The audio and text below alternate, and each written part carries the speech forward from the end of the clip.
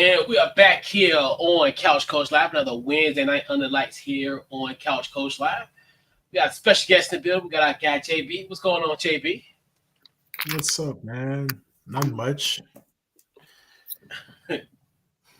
Yeah, man. And what's going on, X? Ain't too much, man. How y'all fellas doing tonight? Good, man. Can't I'm complain. good. Yeah, man. So we got a great show lined up for you guys tonight. So we'll talk about the Micah Parsons trade. We'll also discuss some takeaways from this weekend that was in college football. Talk about some storylines heading into week one NFL season, our game to watch this week, and we'll round out with our final thoughts in GameBall. So without further ado, let's talk about the first topic of tonight's show. I talk about Micah Parsons traded to the Green Bay Packers. In that trade exchange, the Cowboys will receive 2 first-round picks and Kenny Clark. Parsons signed a 4-year, $188 million deal that will make him the highest-paid non-quarterback. And Parsons will be wearing the number 1 jersey. It's the first time that's been worn since Curly Lambeau in 1925 and 1926. So first, we definitely got to give the resident Cowboy fan first on this topic. JB, what's your overall thoughts on the Micah Parsons trade? All right. Me and my dad, we had talked about this like last year. I know a lot of Cowboy fans are upset at the trade.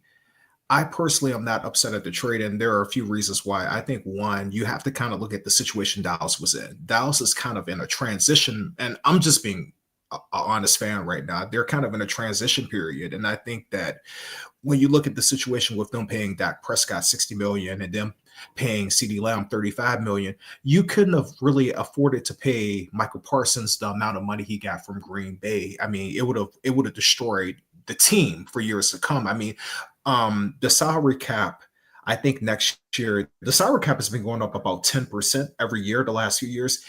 Even if the salary cap goes up 10% the following year, you would have had basically 3 players eating up $150 million of a cap.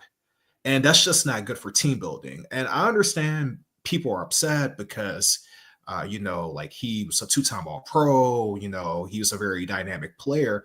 But the older I get, I kind of feel what Bill Belichick said. Bill Belichick would always say you can't pay a good or a very good player like they're a great player. And I think that when you look at it just from a honest standpoint, so the cap number, he's going to be making $47 million a year. That's what it averages out to. So he basically is shattering what the other guys are playing. So like, let's just be honest. I mean, do you think he's $12 million better than what Nick Bosa is for the 49ers? Do you think that he's $7 million better than Myles Garrett? And do you think he's $6 million better than Watt in Pittsburgh? And I mean, I have to say no. So I mean, like I'm happy he got his money. I kind of wish I think Dallas knew this was going to happen. I would have preferred for Dallas to have traded him to an AFC team during the draft period. I think they probably could have gotten an additional draft pick, but I mean, like, I just think that like paying him that amount of money, it would have destroyed the team. Essentially, those are just my thoughts. Yeah. All right, what's your thoughts on the trade, X? Now you got facing twice a year now, X. So, I mean, we kind of saw the writing on the wall as far as the negotiations between Jerry Jones and Micah's team. It was a lot of back and forth, a lot of negative stuff, pretty much coming from Jerry's camp about Micah. And when stuff like that starts to happen, and you start hearing rumblings about the team not happy with him, with the podcast and stuff like that, you hear, what's my guy name? He played opposite of Micah, but now he's in Seattle. DeMarcus Lawrence. Yeah. He had some problems. Yeah, so you hear D-Long, like he didn't mention Micah by name, but we knew who he was talking about when he said what he said. So you hear all that, and then And then it's like Jerry was trying to do like underhanded, undermined stuff by just mainly negotiating with Micah when he has representation. And then it's a rumor that Micah's agent like disrespected Jerry Jones, but we don't know how true that is. Could be true, could not be true. So like I said, it was just a sideshow. It was what's the word I'm looking for? Drama filled. And it's something that Jerry Jones likes, but it took away it kind of takes away from the team and what they had going on in the preseason when all the focus is on Micah. You see Micah laying across the table, the medical table. Like it's certain things like that is like it's not a good look. Not just for Micah, it's not a good look for the Cowboys, it's not a good look for Jerry Jones. So in my opinion, I think both parties came out good. Micah got away from the situation in Dallas. He's going to Green Bay. He get a fresh start. On top of that, he got his money. He probably got more than what he was. What was he asking for? What 45? Yeah, and I think the thing that you mentioned that Jerry kind of always does that. I mean, like Yeah, and I'm a Dallas fan. I've criticized Jerry, but one thing I will say, Jerry does to a fault take care of his guys. I think to a fault he is taking care of all of the guys that he's drafted, he's developed, and he has this thing where he likes to meet with the players and he likes to get an idea of like what the players want. And I think that what Jerry said was true. I think that they had reached an agreement, just him and Micah. And then when the agent got involved, I think things kind of went kind of sour. So, yeah. but, yeah. And then you can tell the type of relationship Jerry Jones has with his players from the '90s is way different than the relationship he got with the guys he got now, like CD, Dak, Michael. They instead of embracing Jerry like Emmett, Michael, and Troy would, they kind of kept Jerry Jones at arm's length. They kind of kept it more professional based than personal based like the other guys would. So, and I feel like that kind of slighted Jerry Jones. It doesn't take much to slight Jerry Jones. We know that. So I think he may have felt kind of slighted. And like I said, I feel like both parties came on top. The Cowboys got draft picks. They got a player to shore up the middle of their defensive line. I mean, I don't, other than missing an edge rusher to create pressure on the quarterback. I mean, they got somebody that can stop the run in the middle. And we all know that was one of the Cowboys' weaknesses last year was stopping the run. Yep. On the side of Green Bay, it's good now, but when it gets to year 3, 4 of that contract, when it's time to pay your other guys that you got, that's when it's going to get kind of some people that's in the Green Bay locker room won't be in that locker room by the time it's time for them to get paid. And I'm pretty sure Jordan Love will get his money. But he already got paid. Jordan Love got paid last year, I believe. Okay. So I'm looking at guys like Christian Watson, Romeo Dobbs, Jalen Reed. You got a young receiving core that's going to be eventually looking to get paid like sooner than later. So I think this kind of puts Green Bay in sort of a win now situation. But I don't think, but in my opinion, I'm not saying this because I'm a Lions fan, but I feel like Green Bay isn't built to win it all. So I agree. The other thing I'll add about the Micah Parsons thing too, and I, as a Dallas fan, I've observed this. I mean, I think he he plays really well in October and November, but as the season goes on, the production kind of drops in December and January. I mean, he's played in 4 playoff games. He only has 1 sack. And I understand that he's getting double teamed. And I mean, even the guy that plays for the Lions, Aiden Hutchinson. I mean, like, I see other defensive ends who are premium pass rushers who are getting double teamed, and they're still able to make big plays when it matters. And sometimes Micah, he tends to disappear. He, he tends to disappear in big moments.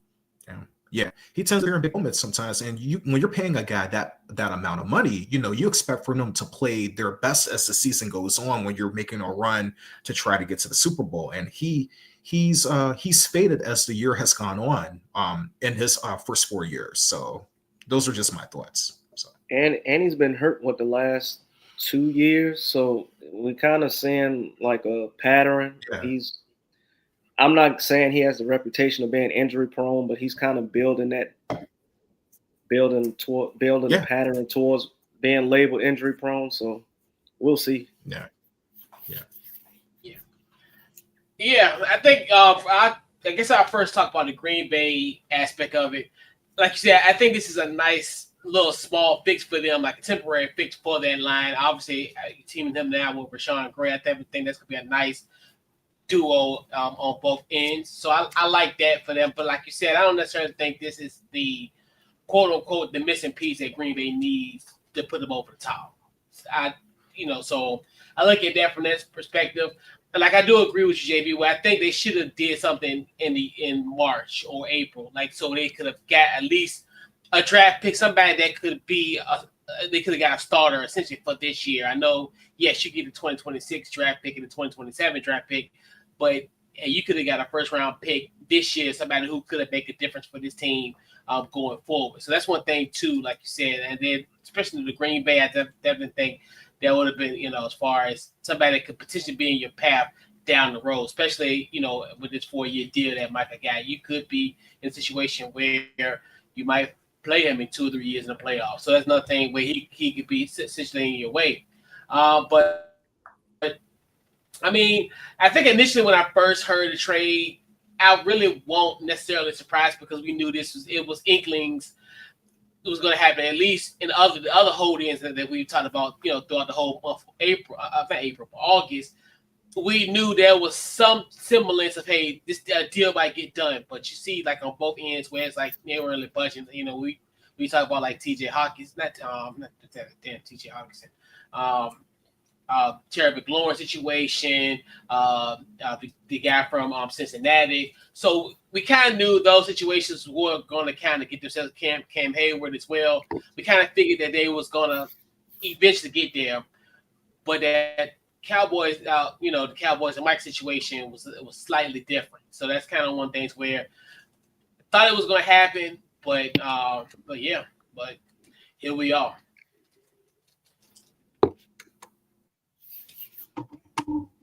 All right, so fellas, we'll talk about some college football. So we'll do our 2 takeaways from this week in college football. I'm gonna go shoot first, X. What's your 2 takeaways from week 1? My first one is that Florida State is legit.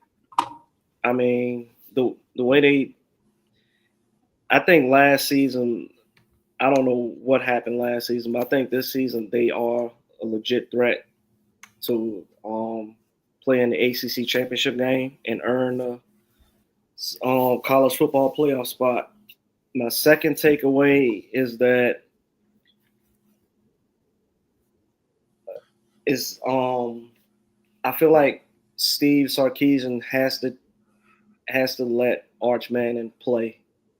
I mean, as far as let him have full reign of the offense, just let him ball out. I felt like too many times in that game, he kind of held him back a little bit by not letting him move the ball downfield. It was a lot of run plays. I mean, both defenses were stifling, but I feel like if you gave Arch more like more opportunity to move the ball downfield. I think they could have came out with the win. Those are my two takeaways. Yeah, JB, what's your two takeaways? I definitely agree with him with the Florida State thing, but I'm going to look at it from the Alabama angle. I think Alabama's headed maybe towards another 3 or 4 loss season this year. Like they just did not look good. The other takeaway I had too was the quarterback of Clemson, Kay Klubnik. He did not look good at all. Now, granted, I do think that the offensive line got beat up in the second half of that game, but I wasn't impressed with some of the quarterback play over the weekend of because this quarterback class is supposed to be good. I was not really impressed with how Kay Klubnik played. I agree with X on, I think Steve Sarkisian needs to open up the playbook. I think that they were very, very, very conservative and they really didn't push the ball down the field enough, in my personal opinion as well. And I was really not impressed with Clemson over the weekend. And I think it's kind of hard. Sometimes it's the first week of the season. We don't get to see these teams practice and stuff like this. So I think there's a filling out period. But I wasn't really impressed with some of the top quarterbacks this weekend. Kay Klubnik, Arch Manning. So. And I think to kind of piggyback on your point, as far as Florida State, the difference really is going to be Gus Malzahn. That defense that he had, he's been orchestrating. And it's funny because hearing Norvell during ACC kickoff and how intense he was, it almost felt like it was a game that he was playing a game like that. So just imagine how that moment, how he's kind of ingrained up kids' head since the end of July when camp kind of arrived. They played physical. And then also Tommy Castel. I don't know why I keep on mispronouncing this dude's name. Castellanos. He did a pretty good job. And then they ran the ball very, very well. It's just a very tough physical game. Like I said, Florida State definitely. This could be their turnaround year for sure. I definitely like what they did in that regard. I think the biggest mystery was revealed. I know there was a lot of mystery with Carolina as far as how this Bill Belichick thing was going to work out. But it is one of those things where they just not prepared for the bright lights. That's what my biggest takeaway from it was. You look at just the execution on the offense. Obviously, you had that first drive and then from there, TCU just dominated them. You had turnovers, two defensive touchdowns by them. TCU dominated all phases of that game, and then you just look at the fact of just TCU just dominated that game, and like I said, it was such a mystery with this Carolina team going into the season. We really didn't know what they really had, and now we really see kind of maybe the reason why. Like sometimes when they had practices, they didn't have the jerseys the numbers on the jerseys. Like weird stuff was going on. Obviously, them kind of being tongue in cheek when it comes to the addressing the media and stuff. So that might be a reason why everything there was a method to that madness, because it was horrible, a horrible debut for Coach Belichick in Carolina for sure. Hey, Coach, can I piggyback off one thing? I don't want to butcher the kid's name either. The quarterback from Florida State. Yeah, I feel like he has a chip on his shoulder this season after what happened in Boston College last season. Yep. So that gives me confidence that he's gonna be the main reason, or not the main reason, but one of the main reasons why Florida State turns their season around this year. Yeah, and now they get that better quarterback play compared to DJ last year. Mm-hmm. So, and then obviously, like you said, that whole thing with Bill O'Brien. I don't know, for some odd reason, Bill O'Brien brings out the best of guys that he has benched or said something negative about. I mean, it's almost this could be almost like a Jalen Milroe situation potentially. Not saying that, but it could be somewhere, he could be, It's something about that. It's kind of strange, but yeah. And then I like how he was talking all that trash and saying, "Hey, Nick Saban ain't here to save you," and that's gutsy. Yeah. Yeah. And then they went out there and backed it up. So he backed it up. Yeah. I just hope coming off an emotional high like that they don't overlook one of those. I don't want to disrespect anybody, but overlook one of those lower tier teams and get beat. Yeah. Because it can happen. Yeah. Oh yeah. So especially because you think about that next big matchup is going to be against Miami. That's October the 4th. So you're thinking these next 3 to 4 weeks, like you said, it could be a situation come down at the end of September. They might fall to, Mm-hmm. And I think in the game that we should keep an eye on, we talked off mic about it, is when they come to Charlottesville to play UVA on a Friday night. I feel like, I'm not saying UVA is a threat, but it's just it can just be one of those nights where you overlook that one team when you're looking forward to the Miami matchup and you just overlooking everybody. And I feel like don't overlook UVA because UVA can sneak up and snatch a win from you. So Oh yeah. Yeah. Chandler Morris. He'll be next one on a Friday night. You never know. Yeah. North Texas. From North Texas. Yeah, man. Crazy. But y'all had a good. Well, I don't know why I keep saying y'all, but you had a good win over Coastal Carolina. That was a convincing win. Yeah, it was like everything was clicking at every phase of the game, special teams, offense, defense, everything was just clicking. But yeah, man, they like you said, Florida State definitely gonna be a team that's definitely gonna be something where you like it could be rather, they won't have a repeat of last year. I'll put it that way. No, this is a different team. Yeah. The way Norvell was, I like, yeah. It was. If he was talking to us like that at the press conference, I can only imagine he's probably turned to the 10th power out there at practice. So I know. And I feel like the quarterback feeds off of that. Yep. So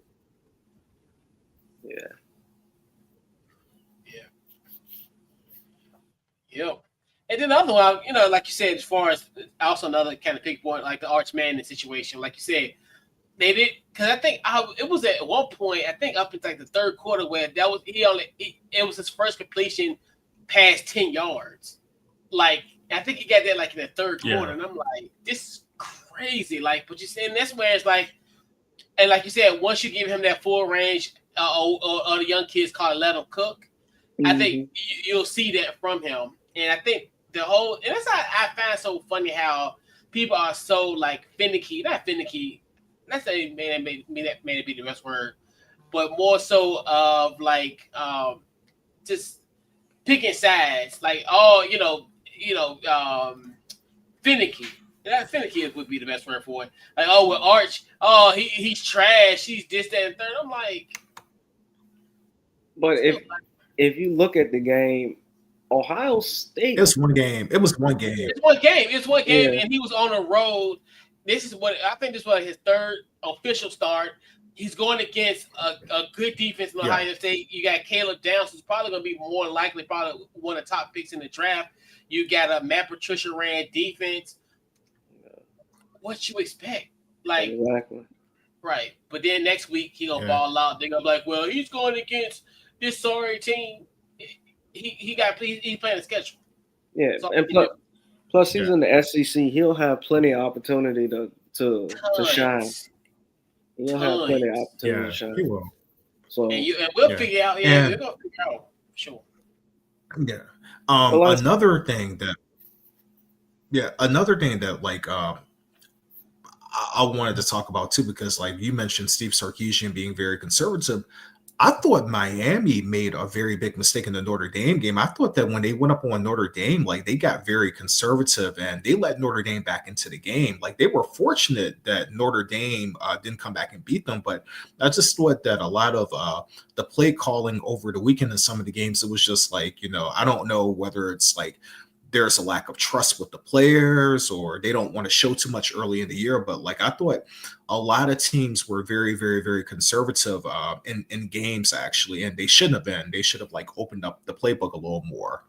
But I definitely agree with that, and and also put out there, what's good to say, and that was another interesting game there as well too, where I definitely thought Notre Dame was going to make that comeback, and they kind of fell short, but so like I just want to know, like, would you credit that to all the player movement as far as quarterbacks going to different teams as to why they kind of probably. Yeah, absolutely, because it's different. Because you know how it used to be, where how it always been, the team that retained the most from the previous year always usually favorites, or usually the ones that are like preseason number ones or what have you. But now it's such a crapshoot, like because it's a mystery. You never know. Like it's crazy because like in the NFL, hey, there's only 32 teams. It's easy to keep track of 32 teams compared to colleges where you got over 100 some Division I teams, and it's just like everyone goes everywhere. You're like, okay, like everybody goes somewhere, and it's so crazy, and it's hard to keep up. And just imagine just keeping up with that, but then now these players are in different circumstances, different offensive lines, different everything. So just imagine, just keeping up is hard. Just imagine actually being in other people's systems and doing, and going to other places and stuff. Yeah, yeah. for sure. Yeah, I definitely think continuity was something, but I mean, you look at Miami's situation. They like Carson Beck. They paid him $4 million. I mean, like you paid the guy $4 million to come there. Like, why are you being conservative? Why are you running the ball? Like, I didn't like the way that they called the game at the end of the game. Like, I think that I cringe when I see football teams like you want to make the field goal easier for your field goal kicker. But I think so many teams are just like, okay, we'll kick a 47-yard field goal. And that's dangerous because if your kicker misses it, you give the other team good field position. I don't like how I'm seeing a lot of that like in the last like 8-9 years where teams are just okay. I think it's because these kickers are kicking longer field goals now, but I just think it's dangerous, man, because if the kicker misses that field goal, you give the other team good field position with a minute to go. They can march the ball down the field and they can kick a field goal and you can end up losing. So I just don't like the way that some teams call the game in the last 2 minutes of the game. It's like it gives you the feel like they're coaching not to lose instead of coaching to just win. To win, yeah. Because for me, I would always be trying to get the touchdown because I mean, the touchdown. Or, I mean, if you get close to being a touchdown, you're probably going to run out the clock and your kicker will have like maybe like a 20-something yard field goal. But like, that play that they called, it's a 3rd and 2 and you run the ball out of the shotgun. I didn't think that was a good call right there. I hate run plays out of the shotgun. Me too. Right. It's stupid. Right. Unless you have a top tier offensive line, that's the only way. Yeah. I mean, I don't. The Detroit Lions have a monster offensive line, so I don't mind that. But yeah, like I just think because the running back is starting 5-6 yards, it's just not smart, man. It's not smart at all. Yeah, absolutely. Yeah. So we'll shift our focus to the National Football League. What are some storylines to watch in week 1? I think we said 2 storylines. Yeah, top 2 storylines to watch in week 1. I'm gonna go with you first, JB. What you got? So for me, I think one of the storylines I'm just cracking up, and like it's funny.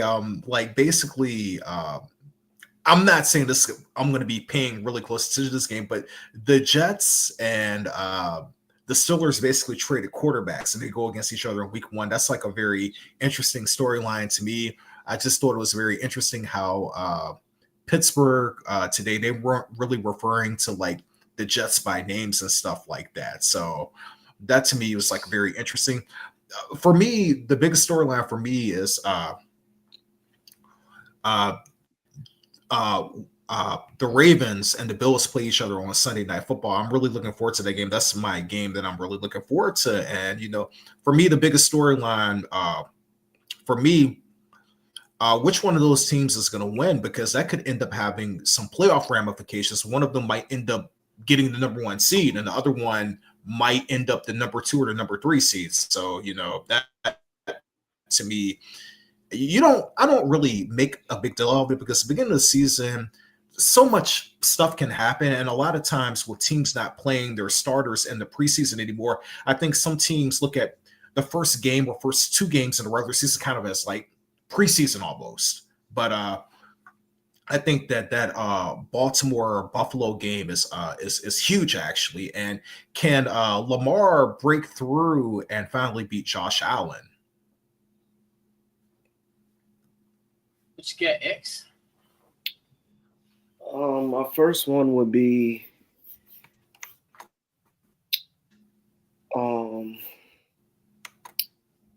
is the battle of the former quarterbacks, Steelers, Jets. I feel like that's going to be a hard hitting game, and I kind of feel like each quarterback has something to prove. Aaron Rodgers wants to prove to the Jets that y'all may have made a mistake by giving up on me. And I feel like Justin Fields has the same sentiment towards the Steelers. My next storyline is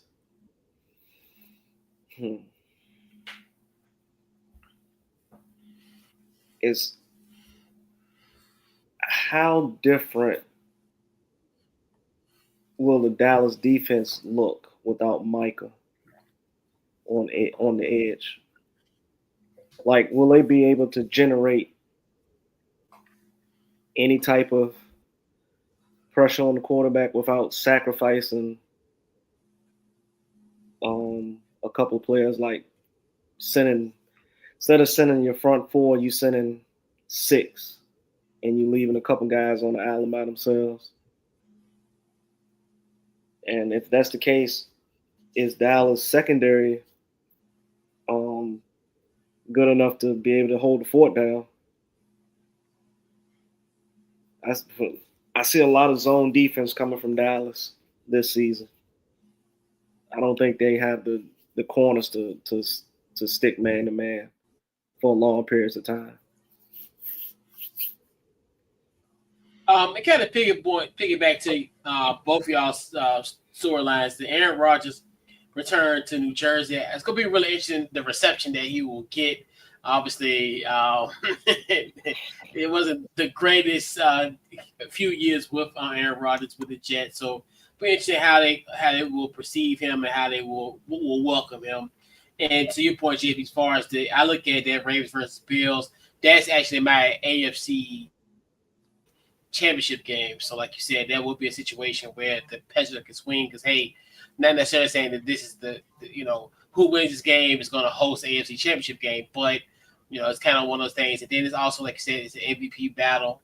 Obviously, a lot of people look at, hey, Lamar should have won. I think we kind of been talking about that on previous shows where we looked at Lamar should have been the MVP compared to Josh Allen, who was named MVP last year. So it's gonna be interesting. Also, it's a scene of the Ravens' last loss, like you said, to your point, where that was the last time that the Baltimore Ravens played a game was at Buffalo, where they lost in a heartbreaking fashion. But the two ones that stick out to me, a Monday night game with about the class of 2024 quarterbacks. I know we've talked about Caleb Williams, Bo Nix, Jaden Daniels. Now you're looking at this matchup with J.J. McCarthy making essentially his first start in the league. And now he's going against Caleb Williams. So this is another and it's a division game as well. So And these kind of two teams I think are kind of, when it comes to maybe like from a record prediction standpoint, it's going to be somewhere where I can see these two teams vying for a wild card spot. So it's going to be really interesting how it all plays out. And then I want to see the debut of Travis Hunter. Now, with especially he'll be on the depth chart as now the starting wide receiver for the Jaguars.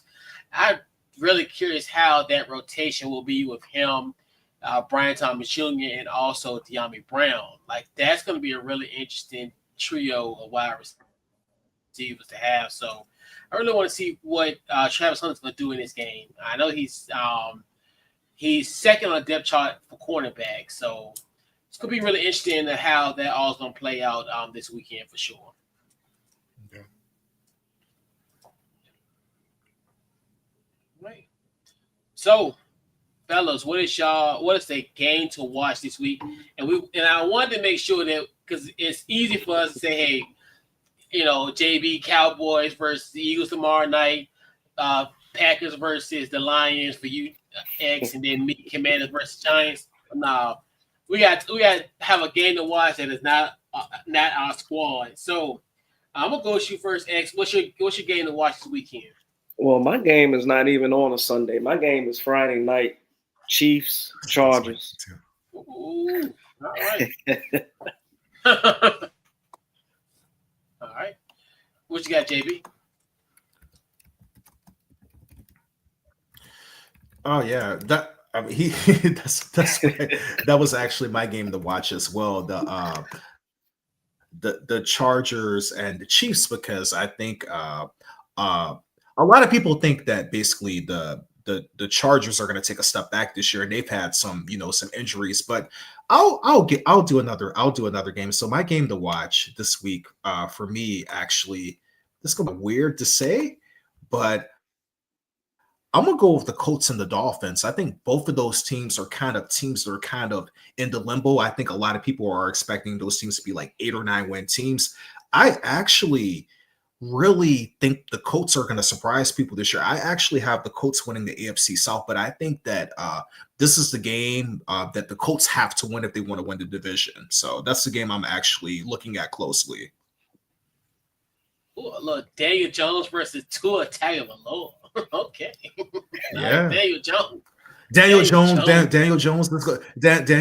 is going to be this year's the guy that played for Minnesota last year. I can't think of his name. He's in Seattle this year. Sam Darnold. Sam Darnold. Yeah. Daniel Jones is going to be this year's Sam Darnold. Man. And Paul Anthony Rich, if that happens, man.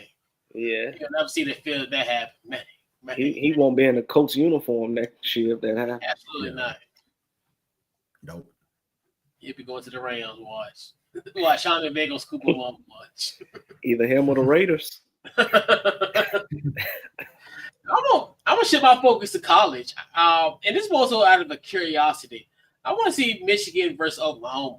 I really want to see what Bryce Underwood is going to do now his first official road start. Saturday was. I mean, he had a good game. But, we always look at, okay, well, you're going against New Mexico. We always have that, well, he did what he did against New Mexico. What is he going to do against Oklahoma and, at Oklahoma? So I'm really curious how that's all going to match up. That'll be a Saturday night game. I think this is going to be the only matchup of 2 ranked teams as far as a matchup against 2 ranked teams. I think everybody else pretty much playing non-ranked teams. The ranked teams are playing non-ranked teams this week. So I think it's the only one, probably the best college football game of the week, probably from a ranking standpoint. I'll put it that way. All right. So what we'll do our game ball. Who gets this week game ball for you? What was your first, JB? Who gets this week's game ball for you?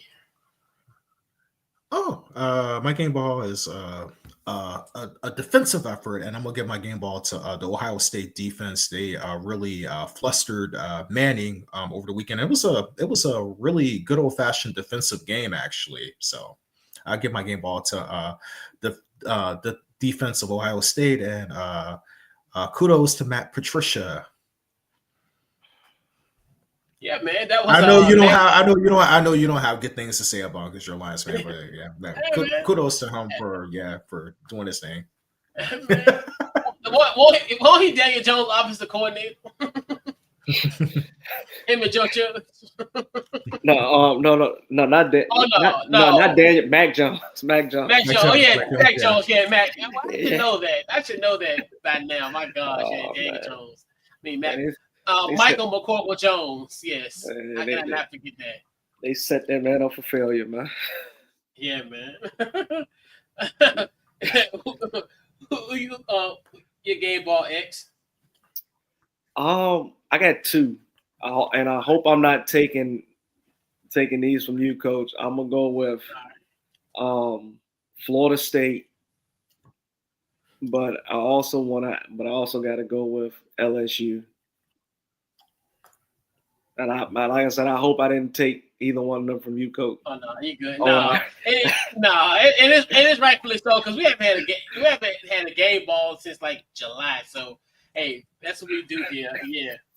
I got two. Obviously, I'm gonna give it to the Baltimore Ravens. Baltimore Ravens having a great promotion for their Ravens flock friendly fair. So basically, they have announced 11 items at the stadium that's going to be less than $5.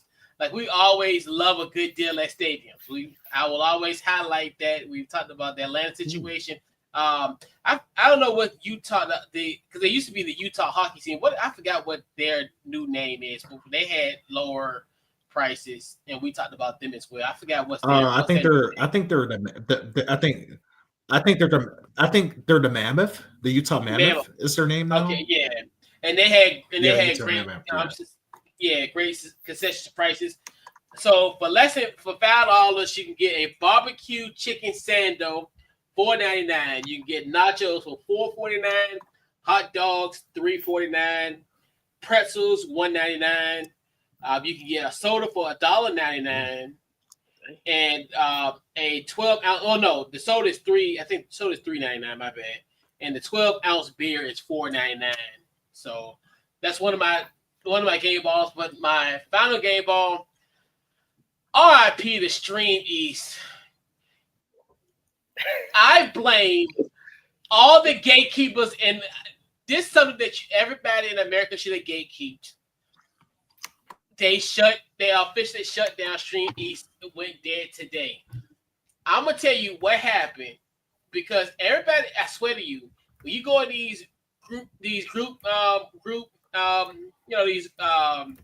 chats and you go into these forums and all this type of stuff, what they always say, stop saying that, shut up. Like, don't gatekeep. That's some things in life you should gatekeep. That's something where you just tell amongst your friends, hey, let's just put this in an individual group chat. But when it comes to like silly stuff, like okay, like ESPN say, hey, we're gonna be live.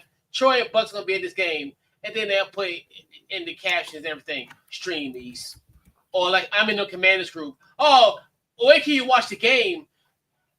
You know it's gonna be on Fox, you idiot. Why you keep saying Stream East? Stop. You know the game is gonna be on Fox. Like, are you kidding me? Especially if you live in the DC metro area in the state of Virginia, you know the game is going to be on Fox. And, you know, I was going to have some game on CBS, but like they was asking about the game this week. Stream East. Shut up. Shut up.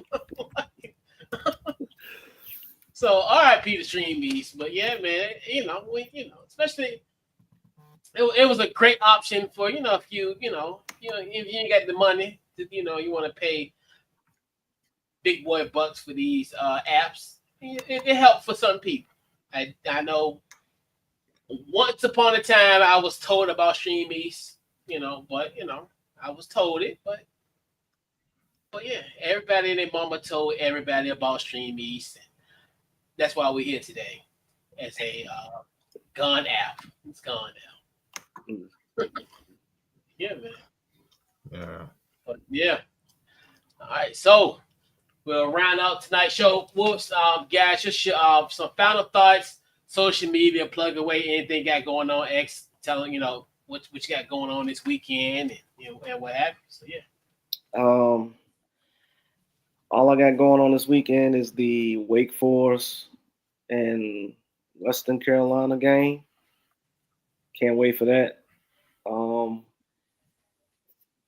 Instagram is Game On Media _X, and my YouTube is at Game On Media. JB, final thoughts. I have nothing going on this weekend. Just living a very boring, routine life. I'll be watching the game tomorrow. Hoping the Cowboys don't get blown out, and I'll be watching the game on Friday. And I'll be watching college football over the weekend. And you can find me on Instagram, Jamie B Foodie. Yeah, and nothing going on this week. So I guess at this point,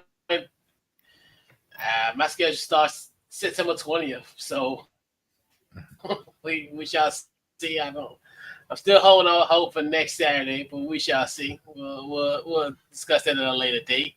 But yeah, so pretty much Facebook, Twitter, Instagram under Couch Coach Live. The website couchcoachlive.com. Also a few things. Just check out our new high school football show, Under Lights 804. We just did episode 2. I got Brandon Tyson from Tyson Visuals. Check us out on that one. And Sunday after the Giants and the Commanders game, I'll be on 2 Giant Goofballs podcasts for their post game show. So. Check us out there, 2 Giant Goofballs. Shout out to Rob and Drew. And yeah, man, so this wraps up episode 363. And we'll catch you guys next week. And we're out.